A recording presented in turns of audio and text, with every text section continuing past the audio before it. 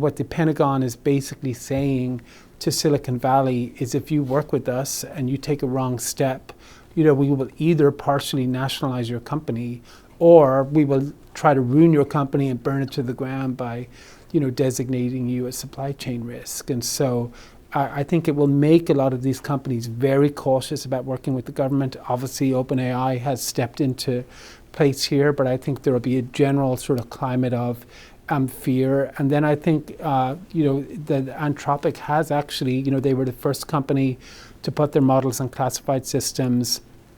They are very outspoken on national security questions and foreign policy, more so than most. Yeah, Dario Amodei is the one that was saying we don't want to work with the Chinese, actually, right? The CEO of Anthropic. Yeah. He's saying, no, we want to make sure that the West are the good guys and they should win. Yeah.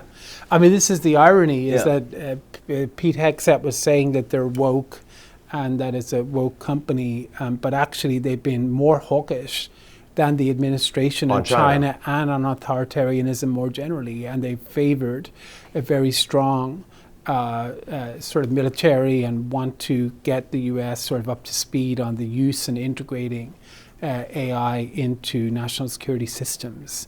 And their objections here were, I think they're interesting to spend a moment on, because they had two objections which were quite different in a way. Anthropic's objections to what the Department of Defense, or what they call the Department of War, on domestic surveillance. On principle, they believe that AI gave the department capabilities that would jeopardize liberties at home.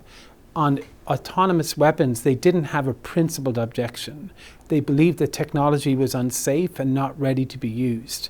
And they believed that if the department... this is for the targeting by drones for lethal use. Yeah, so they were... autonomous. They were worried about weapon systems without a human, as they put it, on the loop. Not in the loop, but on the loop, meaning that there needed to be a kill switch, that if there was a weapon that was used, that a human should have the option of disabling that at some point, either in the initial decision for use or after it was fired or after it was launched in some way.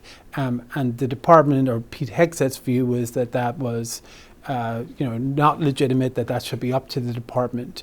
But it wasn't actually a principled objection by the company. They were worried, and Amodei has written about this sort of extensively, they're worried they don't fully understand their own model.